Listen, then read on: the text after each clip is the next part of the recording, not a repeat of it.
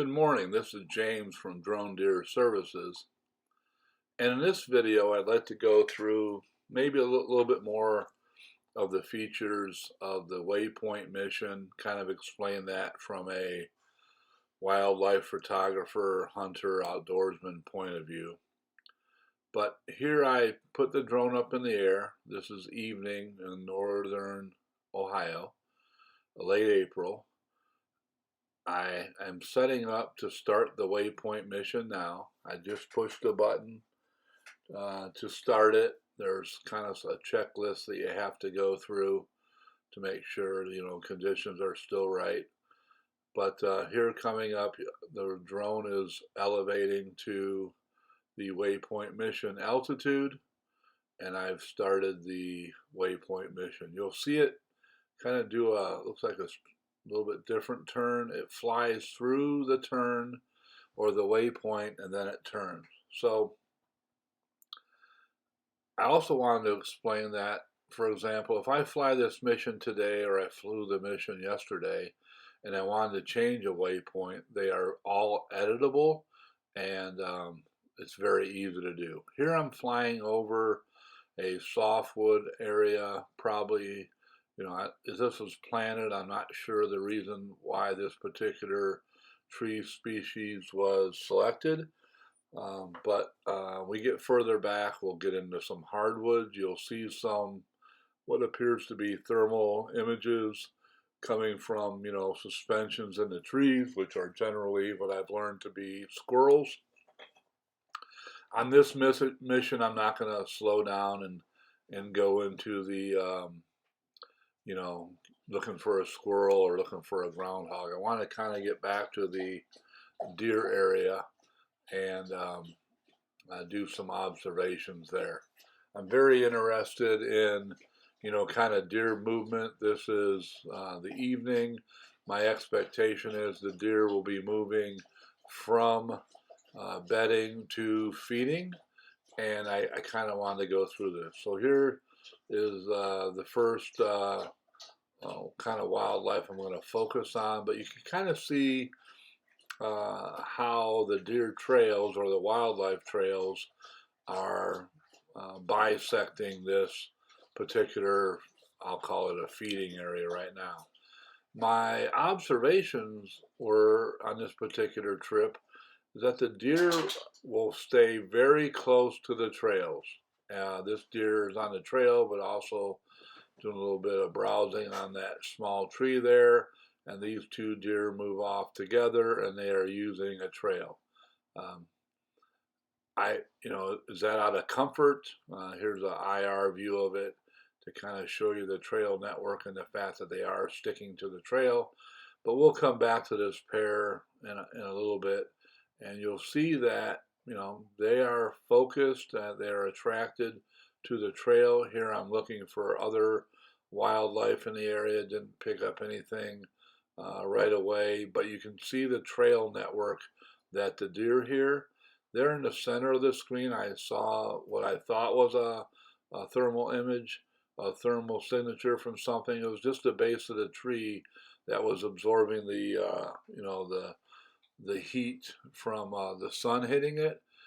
We know that when trees get like that, they're either browsed off the bottom or a buck knocked the lower branches off earlier in the life of that particular tree. But I panned around. You can see some thermal signatures up ahead. I'm going to move on to another set of wildlife.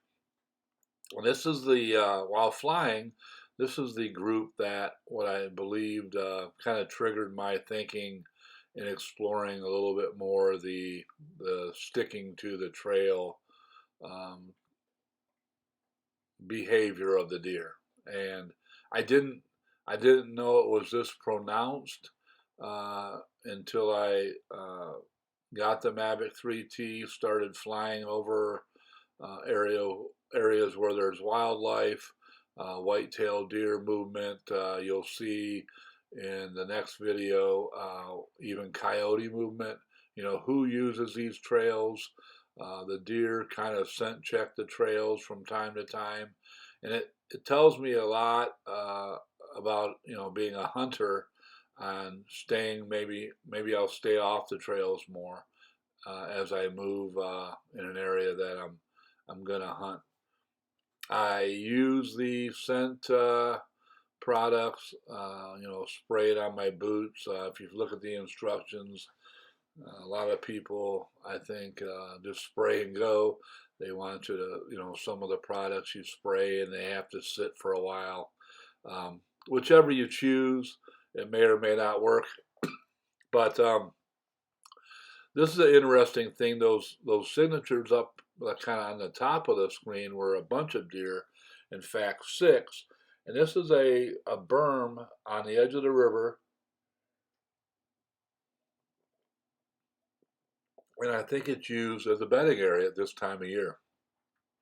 The deer can see out over the feeding area. They determine whether it is safe to move down into the feeding area. And, it's probably 50 degrees this day. The sun was warming them. I believe some of the deer are going through a coat transformation, if that's what it's called, fur transformation, shifting out of the winter fur or hair into the summer mode. And just kind of panning around in this particular area, just kind of observing the wildlife that are there and the movement using the trail system. Here's, I think, an old mineral lick. I kind of focused on. It was a warm spot. Warm, but not, you can see, not as warm as the deer. And something else I learned about, the different heat signatures coming off of wildlife. It'll be in tomorrow's or the next video where I have a very clear distinction between two animals, which I thought were going to be pretty close in their thermal signature, but apparently not. So I'm just, panning over this area, watch the deer move. Are we moving from bedding to feeding? There's already like that 3 deer group out there. Here I'm kind of giving you a look at what, the browse is looking like. You can see the main trails going through here. You see these 3 deer that are, undisturbed, very calm. I moved the drone, kind of positioned the drone in a better position where I can see the trails a little bit more. And we're going to find out that these deer are on a trail. And they kind of follow the trail. They move up from side to side just a little bit. But in the thermal mode, it's very easy to pick up the trail. In the zoom mode, not so easy, but you can see them lined up right there going across the trail. And I have to believe that's for safety, for confidence, for comfort, as they move maybe to an area that could hold a predator, and how they, what they think about when they do that. So I put the drone back in the kind of the mission mode.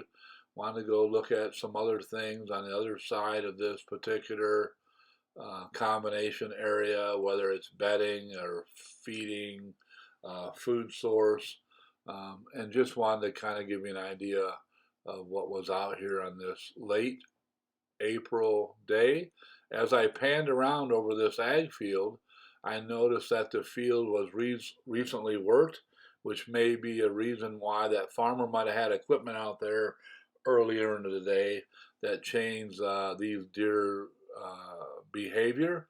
Not quite sure, but this is that same area that held, almost 30 deer on the previous day. Excuse me, and I'm not sure what, what the farmer, the local farmer might have been doing. But as I panned around, and here I'm looking at the river and watching the deer kind of walk into the higher stem count area very cautiously when they walk, I think, from, maybe a grazing area into a deeper grass or thicker cover area, which, as a hunter, that should always also talk to us about, where we set up for our interaction with the deer, and how, kind of careful they are in moving from let's say, a comfort zone of very short vegetation into looking at an area that has thicker vegetation or even woods or shrubs.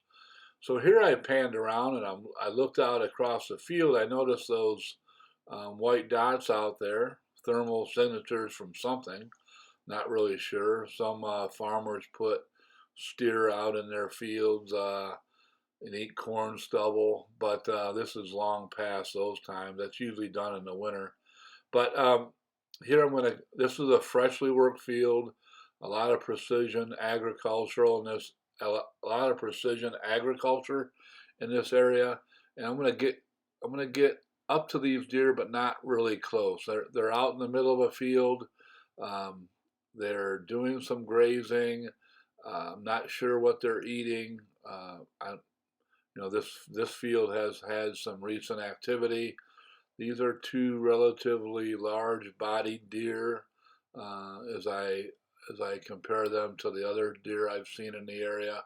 So there's the two thermal signatures, and then to the left were two more a little further apart. They're looking towards the cover.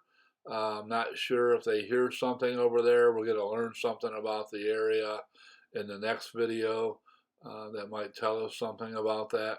But this is just kind of a general take on deer movement in the evening in northern Ohio in late April on a relatively, it's not raining, it's not very windy, but on a day where just observing the deer movement.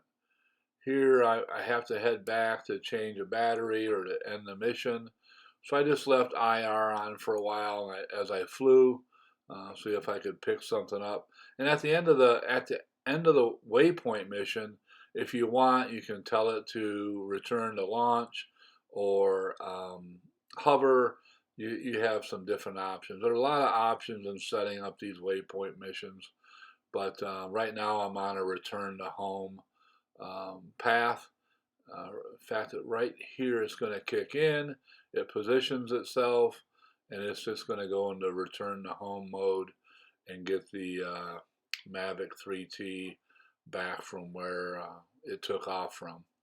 And this is going to be kind of typical for my videos as I approach the landing pad. Highly recommend you get one. Doesn't take up a lot of room. Very easy to deploy. I'm going to spin around here, which is an automatic feature of the return to home.